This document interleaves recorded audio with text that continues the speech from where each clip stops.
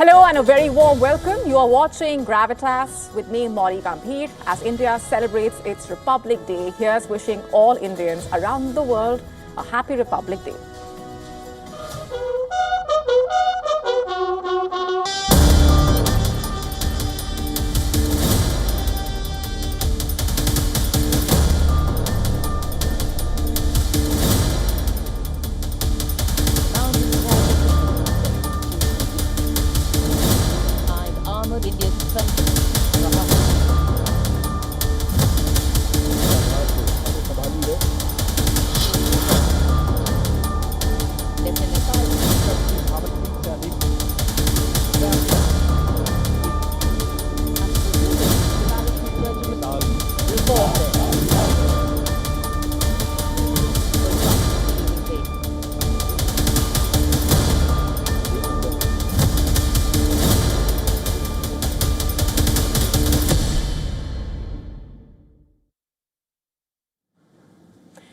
Our top focus tonight on Gravitas is on the Russia-Ukraine war. Amid the brutal winter, things continue to heat up on the battlefield, with Moscow and Kyiv both reporting a sharp escalation in the fighting.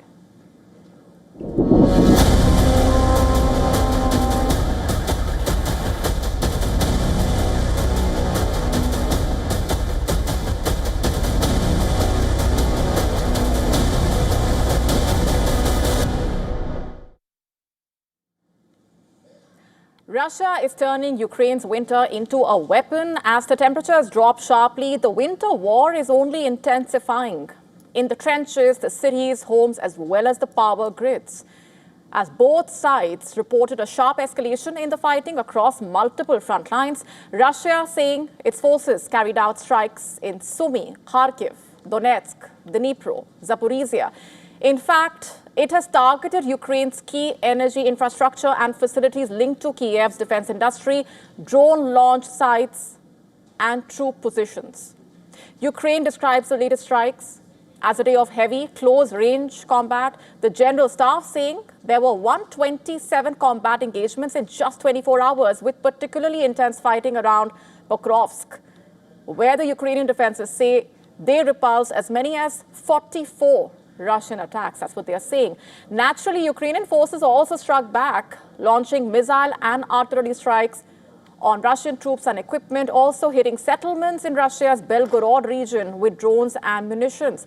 In Kyiv, meanwhile, air defenses were activated after a Russian drone was spotted over the capital. As air defenses were activated in Kyiv, a Russian drone was spotted over the capital. President President Zelensky saying this has been the hardest winter since the war started. And Zelensky has warned that attacks on power, heating and water systems are designed to break the civilian morale as much as the military resistance. This latest multi-front escalation coming after failed diplomatic efforts in Abu Dhabi, remember, where Russia and Ukraine and the US held a two-day trilateral summit. Ukraine continues to maintain they will not cede an inch to Russia, but Zelensky says the security guarantees from Washington are ready and await Putin's signature. Here's what he said. For us, security guarantees come first. These are bilateral security guarantees from the United States. The document is 100% ready, and we are waiting for our partners to confirm the date and place when we will sign it. After that, the document will go through ratification in the US Congress and the Ukrainian Parliament in line with our agreements. Moscow's position remains just as firm as Ukraine's Putin, in fact, saying Russia will not compromise on the historic land. The Kremlin demanding that Ukraine withdraw from 4 regions Russia claims to have annexed, even where Kyiv still holds ground. Putin has warned that if diplomacy fails, Russia will take territory by force. Zelensky and Putin met in the last 1 year multiple times. Remember, previously after talks in Miami, Zelensky said that a 20-point U.S. plan to end the war was 90% ready and that Ukraine's position on Donbass in eastern Ukraine was different from Russia's. The other big sticking point being that Zelensky highlighted last month the future control of Ukraine's enormous Zaporizhia nuclear plant, which was seized by Russia in March 2022. Will we help indirectly?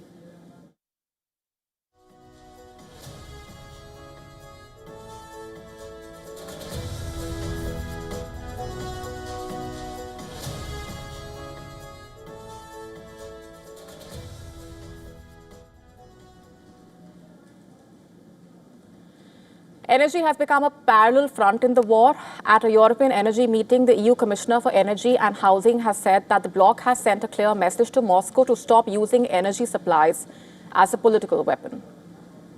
In December last year, we in the European Union sent a very clear signal to Russia.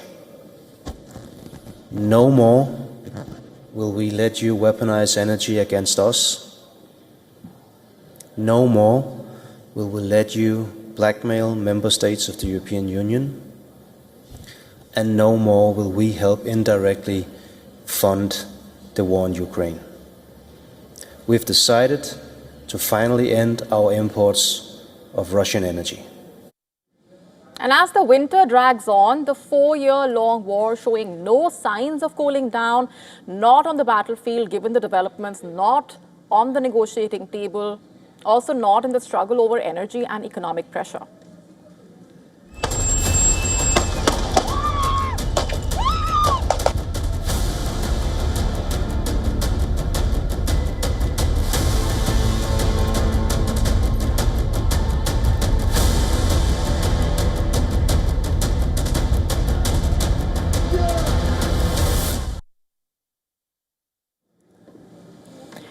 Switching gears for now to the United States, where a shooting involving federal agents in Minneapolis has reignited that long-running debate in the U.S. around gun laws. Only this time, the debate has come up in a rather unexpected way. The death of a 37-year-old nurse during protests against President Trump's immigration crackdown has raised new questions about how gun rights are applied when law enforcement is involved.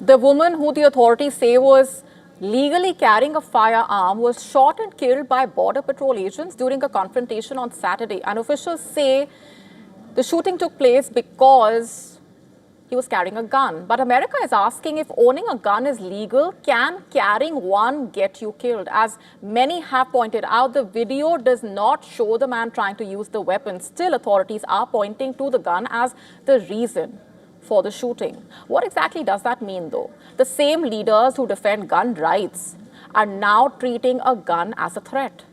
Is carrying a legal gun suddenly dangerous there? That is the contradiction driving that debate, among many other questions.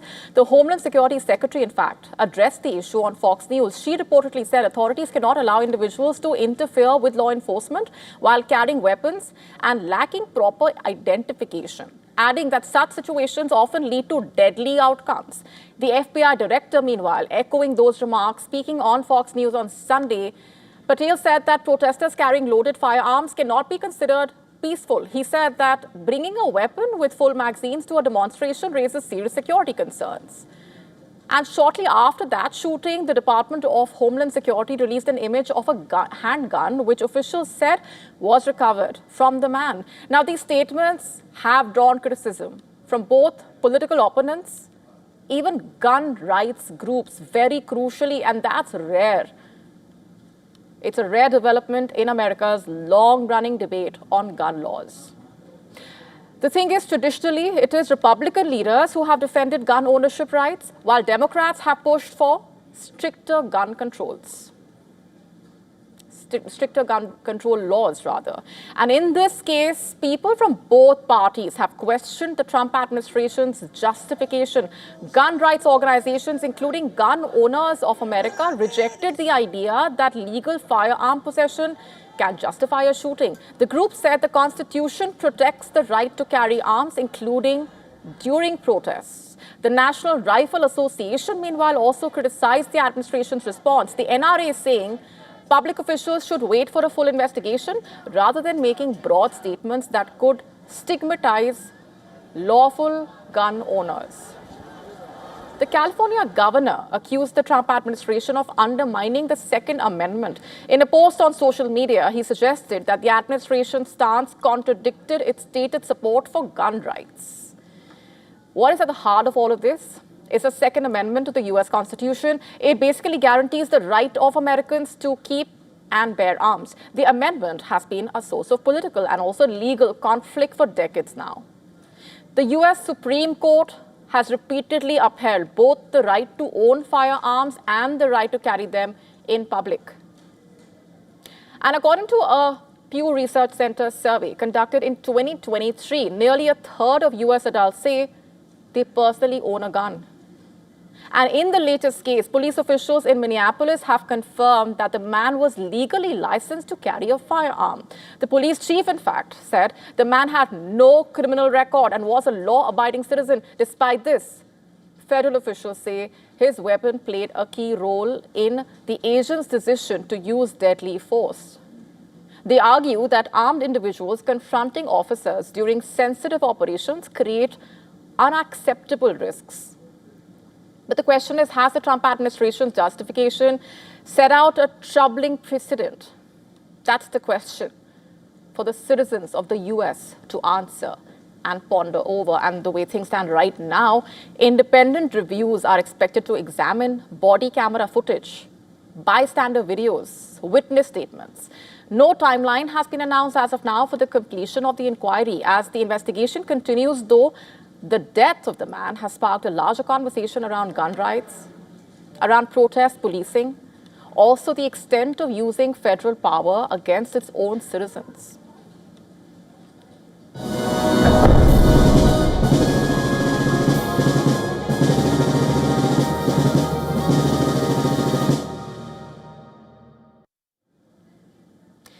India today marked its 77th Republic Day with a grand parade in the national capital displaying military strength, cultural pride. The parade featured marching contingents, mechanized columns, vibrant tableau, reflecting India's unity and diversity. Here's a look at some of the visuals and the key highlights. Helicopters inverted y formation में उड़ान भरते हुए खंडूरी भारतीय सेना के ध्वज के साथ wing commander Abhishek Antonio Costa and the President of the Union invite us here to celebrate along with us. The second ceremonial jeep carries the flag symbolizing institution.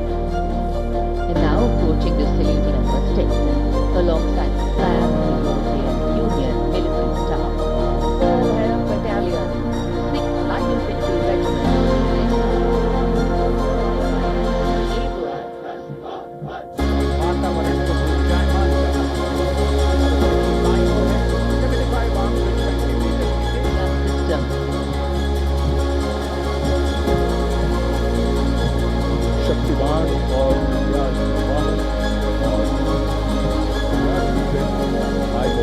Vehicles पर स्थापित हैं।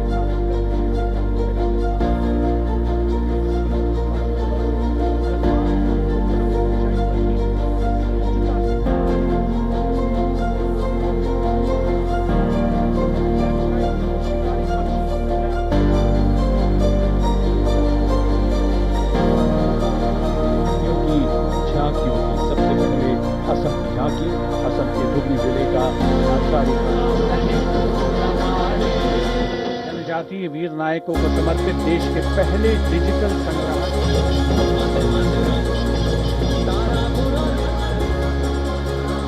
Revolutionary and resonated.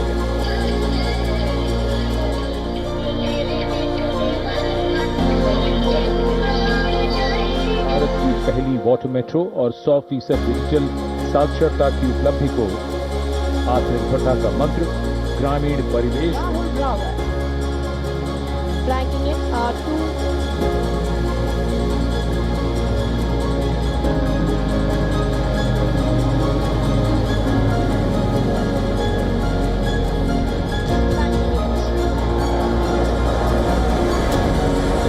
formation led by Captain Akshay Kumar Rana. से नजर आएंगे बच्चान formation में 6 Rafale विमान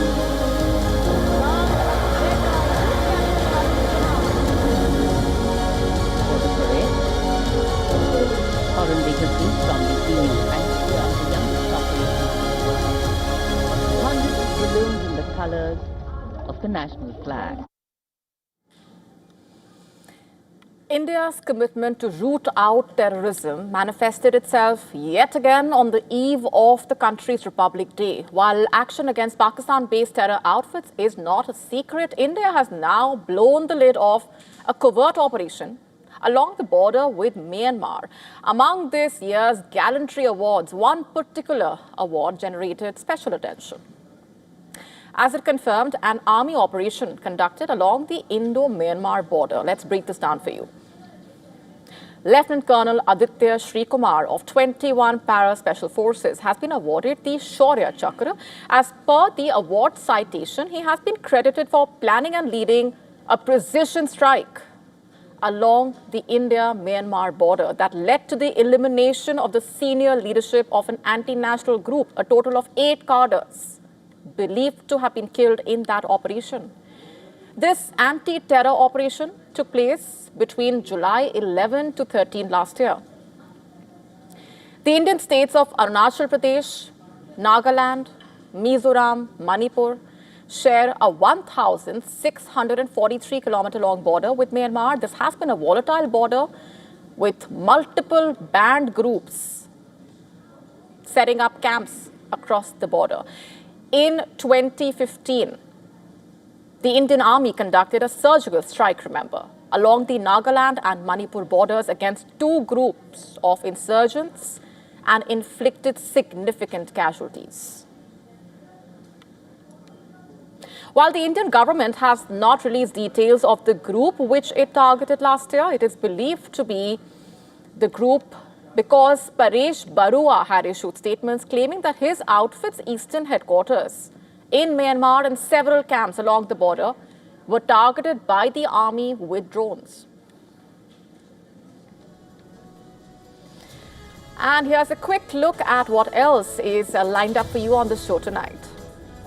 Telling you all about a major shake-up in China with the country's top general, one of Xi Jinping's closest allies, under the scanner.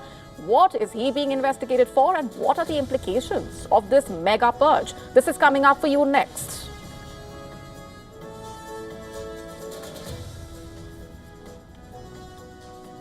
Gravitas deep dive on a big development in the UK, with the government set to unveil plans for a national police service being described as a British version of the FBI. Telling you all that you need to know.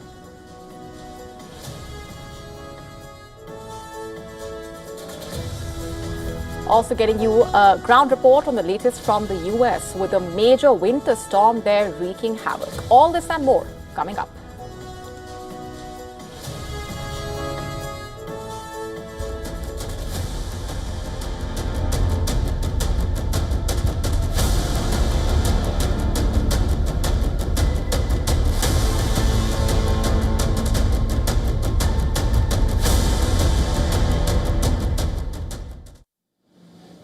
China's President Xi Jinping has launched the most dramatic purge of military leaders in decades, this time targeting one of his closest allies. Zhang, the 75-year-old war hero, former vice chair of the Central Military Commission, now under investigation for corruption and disloyalty.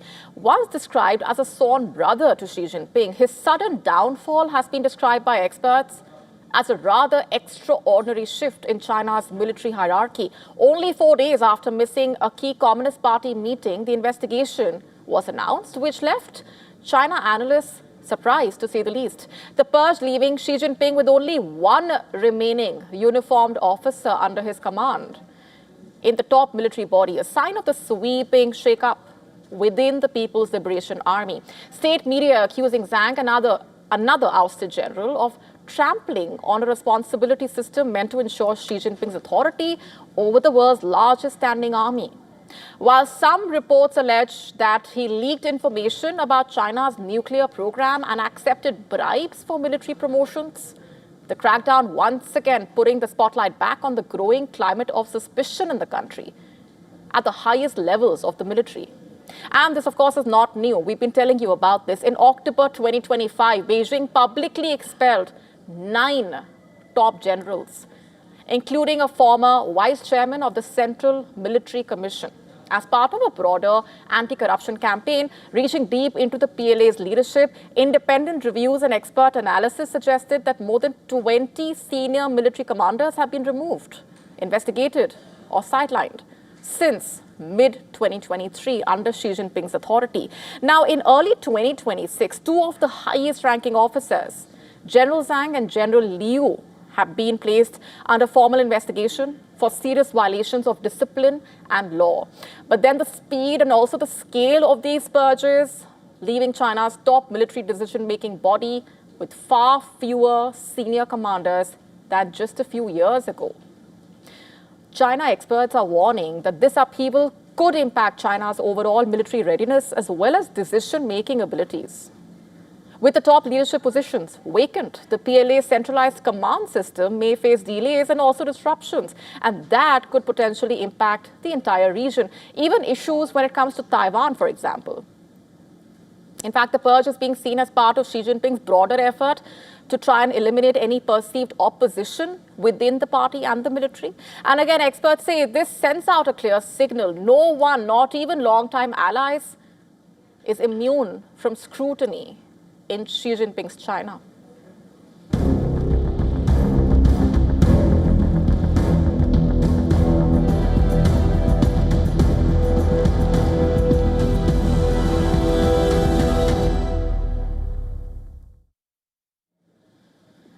Our next story is about a human rights lawyer in Pakistan, or should we say someone who has attracted the ire of the Pakistan establishment to the extent that she and her husband have now been handed 10-year jail terms. For what, you ask? Reportedly for anti-state social media posts. Iman Mazari has been dominating headlines, given that she has been known for defending ethnic minorities, journalists facing defamation charges, clients branded blasphemers. To put it simply, these are some of the most sensitive issues in Pakistan. This is the story of the human rights lawyer, Iman Mazari. She has been called one of Pakistan's most prominent dissidents. As a pro bono lawyer, she has worked on some of the most sensitive cases in Pakistan, including the enforced disappearances of ethnic Balochs, defending the community's top activist, Mehrang Baloch. She also represented those accused of blasphemy, an incendiary charge, as well as Afghans who faced crackdowns by the authorities. Now, Mazari is the daughter of Pakistan's former Minister for Human Rights, Shireen Mazari. Her late father was the country's top pediatrician. On Saturday, an Islamabad court handed her and her husband, a fellow lawyer, 10-year jail terms over anti-state social media posts. For context here, the sentencing came a day after the couple were arrested again as they were heading to a court hearing to face the charges. You know what Mazari reportedly said in court? Truth seems overwhelmingly difficult in this country, quote unquote. And that, in a way, is enough to tell you what her stance throughout has been. In fact, according to a court document, the vocal critic of Pakistan's military, quote unquote, disseminated highly offensive content. Now, she has stood absolutely firm in her resolve, undeterred by the kind of pressure exerted on her, refusing to be silenced, not even by a prison term. We will not back down, quote unquote. That is what she has reportedly said. Her refusal to yield has also led to comparisons with Pakistan's late leading human rights lawyer, Asma Jahangir, which Mazari said is a huge honor and a privilege. Her family has reportedly had to deal with the pressure as well. According to her mother's statement to AFP, it had been difficult for the family to cope with the threats that they were facing because of her daughter's defense of the dispossessed and marginalized, a cause that she said made her proud. In fact, she said, when so many people are suffering, we expect she will also be made to suffer for speaking out against excesses to human rights, quote unquote. That's what she said. A journalist Mazari represented in multiple cases told AFP she proved a constant challenge for the state because she is representing everybody who is directly or indirectly on the receiving end of the state. That's not surprising at all, given this is Pakistan we are talking about. Her work, in fact, has received global recognition. Mazari was honored in 2025 with the Young Inspiration Award by the World Expression Forum for her extraordinary courage, integrity, impact in the struggle for the rule of law and justice. The same year, the UN Special Rapporteur for Human Rights Defenders said the cases against her appear to reflect an arbitrary use of the legal system to harass and intimidate.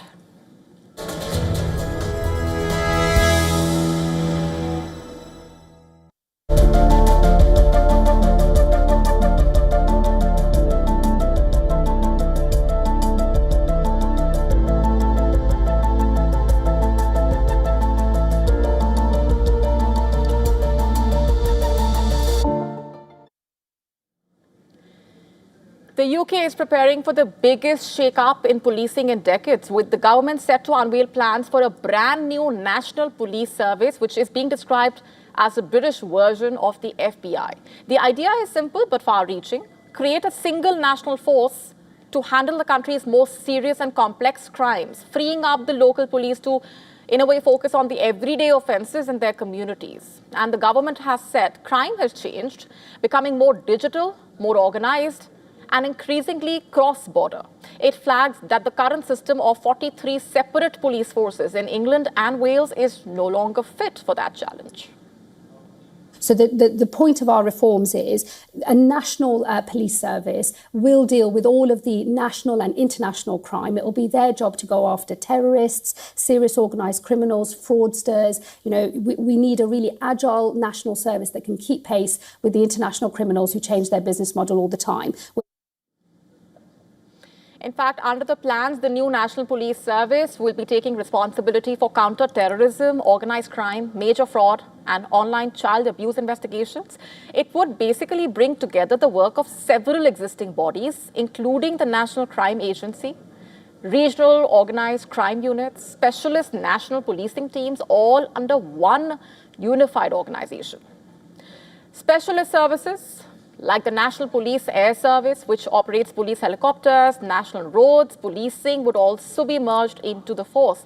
At the top of the organization would be a new post, the National Crime Commissioner, who will head a single national command structure. But what about everyday policing then?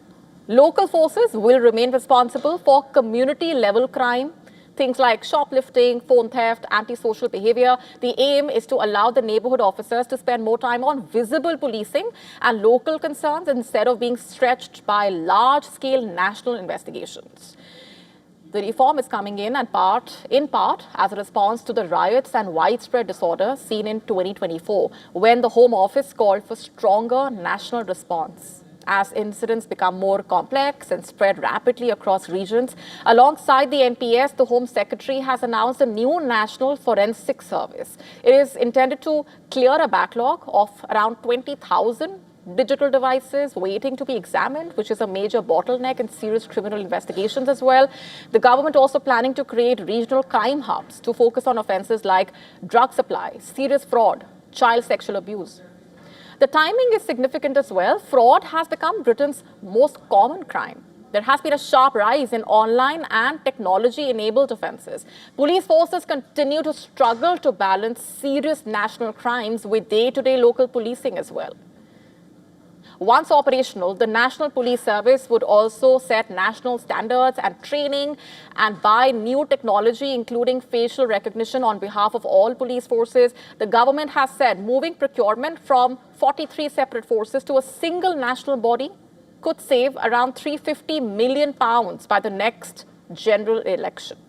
However, this is not the first time that the UK has attempted police reforms. Earlier, the Tory governments, remember, have introduced several waves of overhauls, often focusing on professionalization, local accountability. A very similar plan, in fact, was introduced by Mahmood's Labour predecessor, Charles Clarke. This was in the year 2006, but it did not succeed. In 2006, the Serious and Organised Crime Agency was touted as Britain's FBI. And then again, the next coalition government replaced it with the National Crime Agency, which was again dubbed Britain's FBI.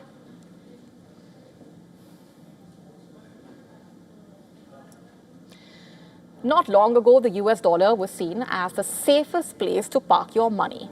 Today, many investors are choosing gold instead. Gold is at a historic high. The dollar, meanwhile, is at a months-long low. For the third straight day now, the dollar has fallen against major world currencies, hitting its weakest level since September. At the same time, for the first time in history, gold surged past $5,000 an ounce, setting a whole new record. Silver also jumped as investors look for protection from uncertainty, to put it simply. But what's really happening here? Why are investors suddenly rushing towards gold? And why are they stepping away from the world's most powerful currency in a way? Much of the volatility is coming from the currency markets. Let's break this down for you. Traders basically are betting that the US and Japan may step in together to support the struggling Japanese yen. The yen had recently hit an 18-month low, raising fears of more instability. New signs that officials in Washington and Tokyo have been quietly coordinating have fueled speculation of direct intervention. And that possibility alone has been enough to move markets. So for investors, the message is pretty clear. Governments may be preparing to weaken the dollar in a way and stabilize currencies. And that in itself is making investors nervous. Meanwhile, attention also shifting to the Federal Reserve. Traders are increasing bets that interest rates could be cut in 2026. And that comes as a possible change in Fed leadership also approaches, with an announcement expected soon. So a lot happening on that front. And markets are now waiting for the Federal Reserve Chair's latest policy decision this week. Any hint of softer policy could put more pressure on the dollar. And stocks are also struggling to find direction. US futures are flat after the S&P 500 posted its first 2-week decline in months. Investors are basically becoming cautious, especially as major technology companies prepare to release earnings. For years now, big tech has driven market gains, but doubts are also growing over whether massive spending on AI will actually pay off. And analysts are saying investors will be watching very closely for any signs of slowing investment. At the same time, there are political risks, of course, adding to the market anxiety. In Washington, Democrats are threatening a government shutdown over disputes linked to immigration policy. A shutdown could hurt confidence, just as the markets are trying to stabilize. So all of these developments put together are a rare mix of pressures. A weakening dollar, a surging gold, currency intervention fears, interest rate uncertainty, also political tensions. All of that pushing investors towards safer assets, away from risk. And that is why the gold is soaring. For now, markets remain in the wait and watch mode. They are waiting for clarity from the central banks. And to also watch out for whether governments step in to try and calm the storm down. Until then, expect continued volatility as global finance searches for direction.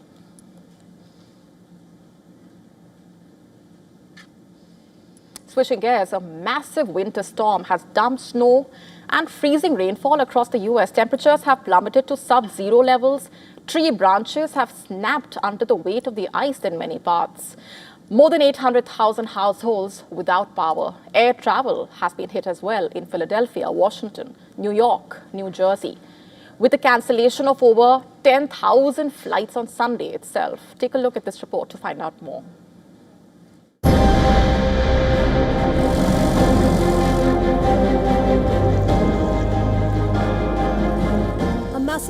snowstorm originating from an Arctic blast has brought life to a standstill in major parts of the United States. At least 10 people have been killed, while over 800,000 homes have lost access to power.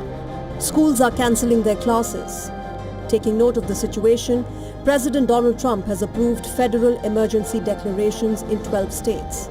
This step will enable these states to get critical federal resources to supplement their response efforts. New York was also adversely impacted, with visuals showing people navigating through snow-covered streets. Snow blanketed the iconic Times Square as well. New York Governor Kathy Hochul advised residents to stay indoors, citing the bone-chilling weather. Certainly the coldest weather we've seen, the coldest winter storm we've seen in years. And truly, New York State is locked into a grip here. An Arctic siege has taken over our state and many other states across the nation. And the snowstorm we've been expecting is now underway, but it is brutal, it is bone-chilling, and it is dangerous. However, some New Yorkers made light of the situation and took part in a snowball fight in Brooklyn's McCarran Park. Some people were also seen pushing a car stuck in the snow in a neighborhood of the New York City. The snow, I think it's like obnoxious because there's too much and we can't get out of the house unless we have to shovel or like do anything. But it's my first time here in 3 years and I kind of miss it. So planning that maybe we can do something other than shovel and just play with the kids. Snowfall also covered Chicago, with temperatures plummeting to minus 17 degrees Celsius and freezing the land along the edge of Lake Michigan. Landmarks like the Adler Planetarium had a blanket of snow covering them. Meanwhile, residents of Washington, D.C. woke up to a blanket of several inches of snow on sidewalks and roads. Teams of workers were deployed to clear snow from the U.S. Patrol, Supreme Court and other federal buildings. The weather forecast still looks bleak, with heavy snow predicted from Ohio Valley to the northeast.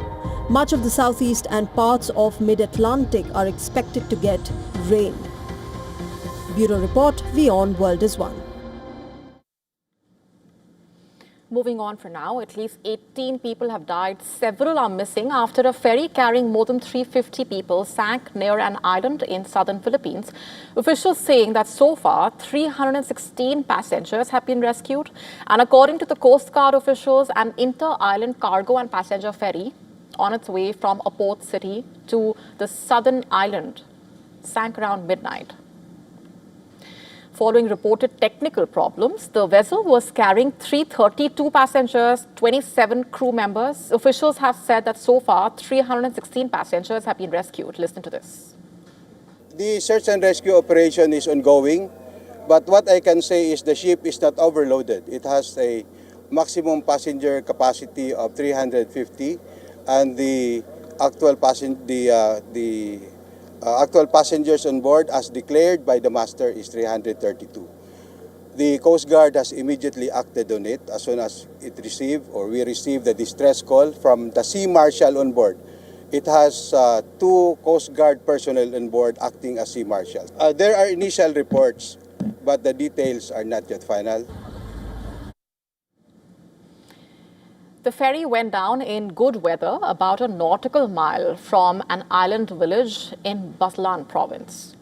The Coast Guard commander has said Coast Guard and Navy ships, along with a surveillance plane and Air Force Black Hawk helicopter and fleets of fishing boats, are conducting search and rescue operations. He added that there were no signs of overloading and that a detailed investigation will be conducted to try and determine the exact cause of the incident. Artificial intelligence chatbots have been at the center stage of a global controversy that's only heating up. Now, the Pope has stepped in. He has issued a warning about the impact that AI has on human relationships. Let's tell you more about this. Issuing a message to commemorate the 60th World Day of Social Communications, the Pope stressed on preserving the identity of a person, which originates from lived experience. He highlighted that algorithms designed to maximize engagement on social media reduce our ability to think critically and increase social polarization.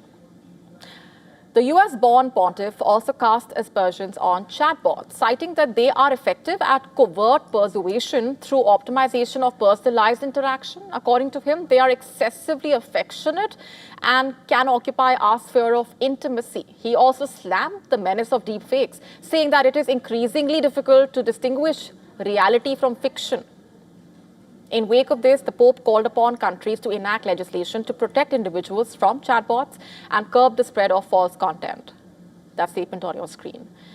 And the Pope's remarks, of course, come as AI chatbot Grok has been embroiled in a massive row for creating millions of AI-generated sexualized images of women, allegedly. We've been telling you about this. Multiple countries, including Indonesia, Malaysia, France, India, Australia, initiated investigation into that.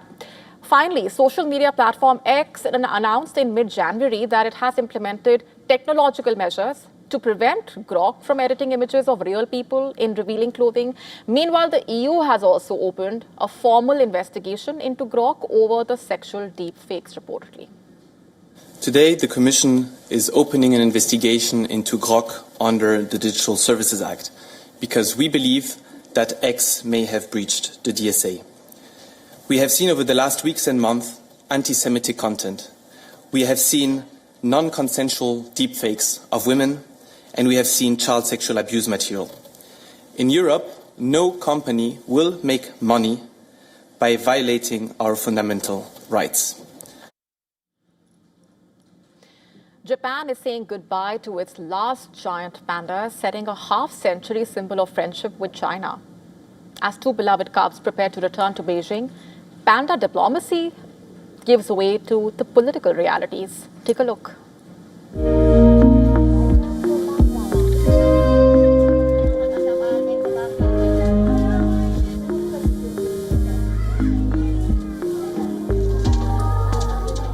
Japan is preparing to say a quiet and emotional farewell to its most beloved diplomats. Thousands of panda fans gathered at Tokyo's Ueno Zoo for the final public viewing of last two pandas in the country.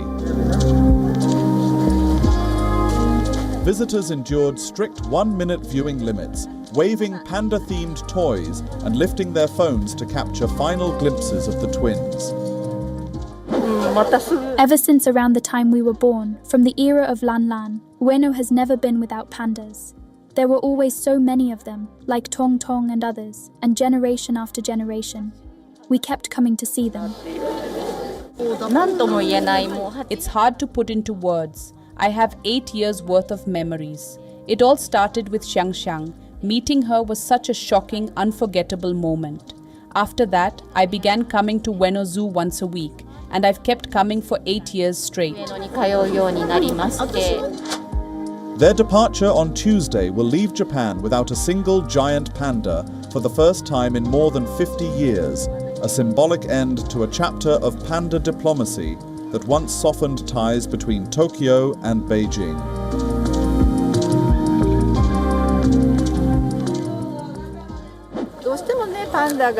Inevitably, the pandas end up being used as diplomatic bargaining chips, caught in between negotiations. But from our side, that's not the case at all. They're animals that bring comfort to us, and I hope we can keep conveying the message that Japan needs pandas. China first sent pandas to Japan in 1972 to mark the normalization of diplomatic relations. The black and white bears quickly captured hearts of the Japanese. They became a national celebrities and powerful symbols of goodwill. Since then, a dozen pandas have been on loan and called Japan its home with ownership retained by China, including any cubs born abroad. The farewell comes against a backdrop of strained ties. Japan and China remain at odds over territorial disputes in the East China Sea, security concerns and comments by Japan's leaders regarding Taiwan. China's foreign ministry offered no promises of a replacement. China says giant pandas are loved in Japan and invited Japanese visitors to see them in China instead. For now, The legacy lingers in Tokyo in panda-shaped cookies, stationery, statues and store displays near Ueno Station, with the hope that pandas might return to Japan soon.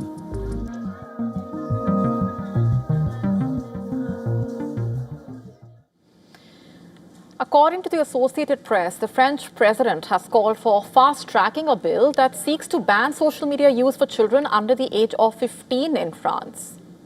And the move is aimed at ensuring the law can come into force by September, at the start of the next school year. Macron has said he has asked the government to use an accelerated legislative procedure so that the proposed law can be passed by the parliament in time. He warned that children's minds and emotions should not be exposed to manipulation by digital platforms or algorithms. Macron also said France plans to restrict mobile phone use in high schools, calling the measure a clear rule for students, families, teachers. Macron's announcement coming just days after the British government had said it will consider banning young teenagers from social media as it tightens laws designed to protect children from harmful content and excessive screen time. According to France's health watchdog, 1 in 2 teenagers spends between 2 and 5 hours a day on a smartphone. In a report published in December, it said that some 90% of children aged between 12 and 17 use smartphones daily to access the internet, with 58% of them using their devices for social networks. The report highlighted a range of harmful effects stemming from the use of social networks, including reduced self-esteem and increased exposure to content associated with risky behaviors like self-harm, drug use, and suicide.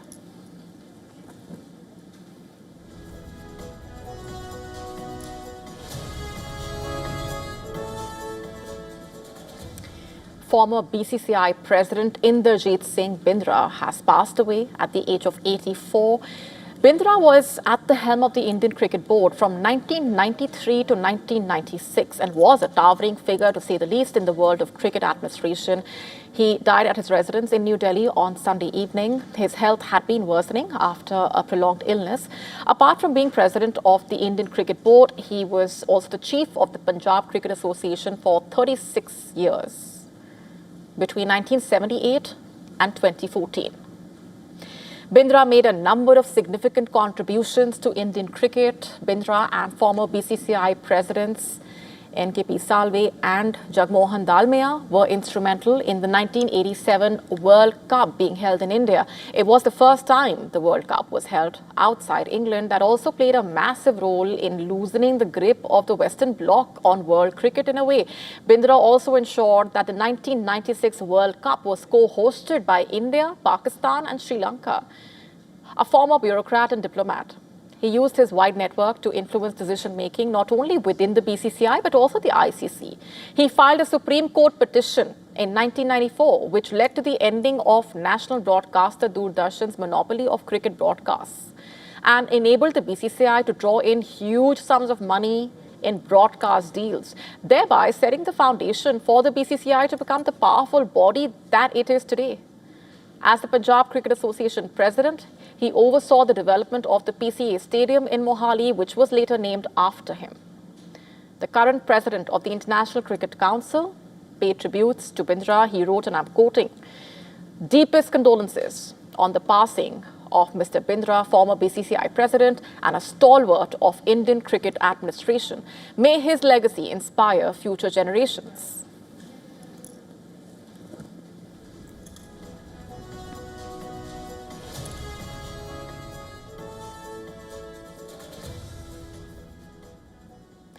A fully robotic restaurant has begun trial operations in China, marking a first for the region of Hangzhou there. The restaurant uses AI-powered robots to prepare and serve a full range of dishes, drinks, desserts, with minimal human involvement. Take a look.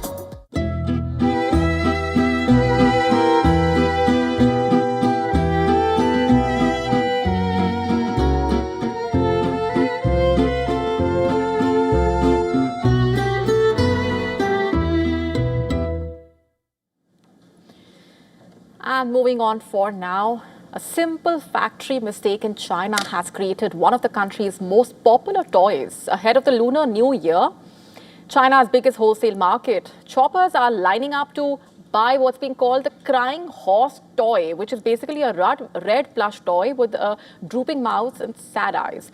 But it wasn't meant to look this way. The shop owner says a worker accidentally sewed the mouth upside down. At first, she offered a refund, but instead of returning it, customers started sharing photographs online, and the mistake quickly became a trend. A lot of customers like it, and they said it makes sense, that it suits the spirit of today's corporate slaves. Many customers liked it, and then it started selling very well. So we just kept producing them. Right now, it's pretty good. Sales are quite good.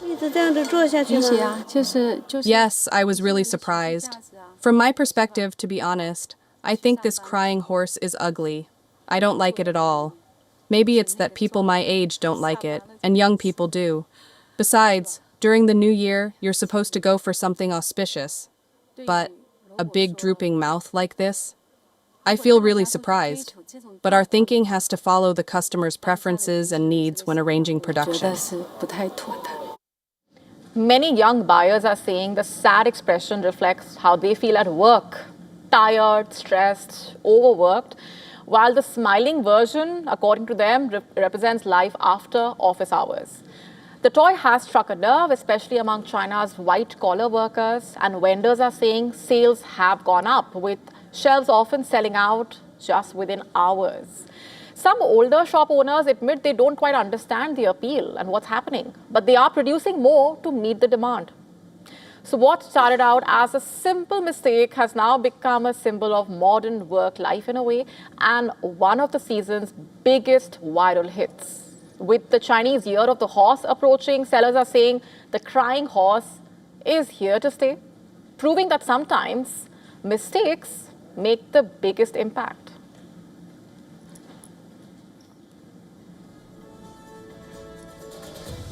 And with that, it's a wrap on this edition of Gravitas tonight. This is me, Molly Gambhir, signing off. Thanks very much for watching.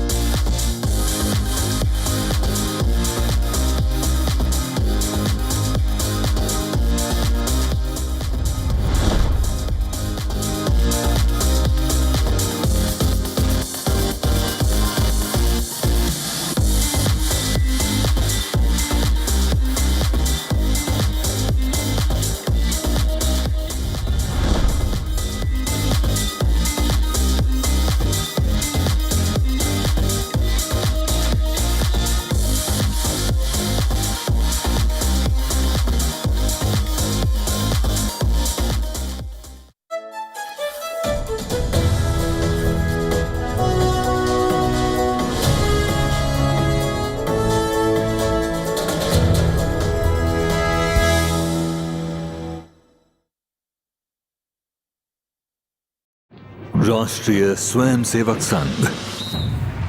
To some, it's an extreme ideology.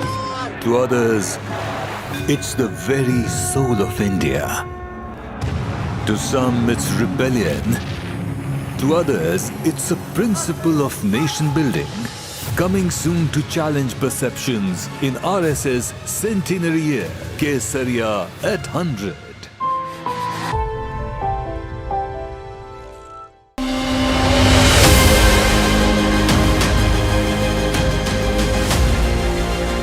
And welcome to a brand new edition of South India, a daily dynamic show that will capture the pulse of southern states. By blending the special stories, the breaking alerts, and the culture developments as well.